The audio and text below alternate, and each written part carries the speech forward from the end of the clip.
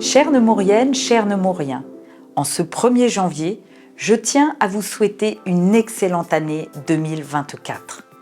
Dans un contexte national et international difficile, mes premiers souhaits sont des vœux de paix et de bonne santé pour chacune et chacun d'entre vous. L'année 2023 fut mouvementée à Nemours. De nombreuses grèves ont émaillé le premier trimestre, puis les émeutes urbaines juste avant l'été nous ont profondément marqués. Un déchaînement de violence qui nous a effrayés, sidérés, une violence inacceptable contre des lieux publics empreints de solidarité et symboles de laïcité. Après l'été, c'est le feu géant sur l'aire illégale des gens du voyage de la route de Moret que nous avons dû affronter. Cela n'a pas été facile pour moi, comme pour l'ensemble de l'équipe municipale et les services de la ville et de la communauté de communes du pays de Nemours. Je remercie toutes celles et ceux qui m'ont apporté leur soutien pendant cette période. Je le redis, la fermeture de cette aire illégale totalement insalubre, comportant près de 15 000 tonnes de déchets, dont des centaines toxiques explosifs, était la bonne décision à prendre pour la sécurité de tous.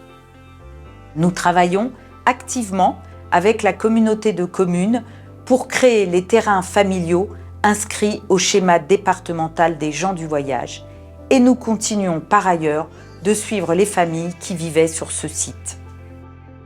2023 a été difficile, mais des projets ont abouti et d'autres ont été lancés. Nous pouvons en être collectivement fiers, car c'est avec vous, par le biais de vos remarques sur les réseaux sociaux, lors du Facebook Live ou des réunions publiques, sur notre application Ville ou lors des visites de quartier, que nous les avons construits. Je ne pourrais pas tous les citer, mais je pense à l'aire de camping-car de la halte fluviale, qui connaît un succès au-delà de nos espérances, avec une fréquentation de plus de 60% cet été pour un site ouvert seulement depuis le mois d'avril. Ce sont des Belges, des Allemands, des Anglais qui font étape à Nemours, fréquentent nos commerces, nos restaurants, visitent notre château-musée. Je pense aussi au pavillon Hugo, la maison étape de l'Euro-Véloroute 3, qui a ouvert ses portes il y a quelques semaines et dont le succès est déjà au rendez-vous avec un espace de restauration très convivial au bord du canal du Loing. Et comment ne pas souligner les 19 nouveaux commerçants qui se sont installés cette année. L'île du Pertuis, notre poumon vert de 5 hectares en cœur de ville, est désormais accessible au public depuis cet été. Les aménagements se poursuivent à la fois pour nous protéger des crues en rendant à cette île sa mission de zone tampon, mais aussi en créant un bras de contournement pour assurer la continuité écologique et permettre aux canoës de circuler. En 2023, nous avons vécu des moments culturels fabuleux et des moments festifs inoubliables. Nous nous sommes réunis autour du sport, de la santé et de la prévention. Nous avons pris soin de nos aînés et leur avons dédié de précieux moments. Et notre jeunesse n'a pas été en reste avec l'installation du campus connecté dans ces nouveaux locaux entre les moulins et le château.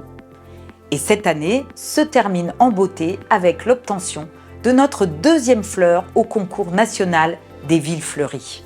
En 2024, la tâche ne sera pas aisée car l'exercice budgétaire sur lequel nous travaillons supportera les conséquences des émeutes de juin 2023 dont le chiffrage dépasse les 800 000 €.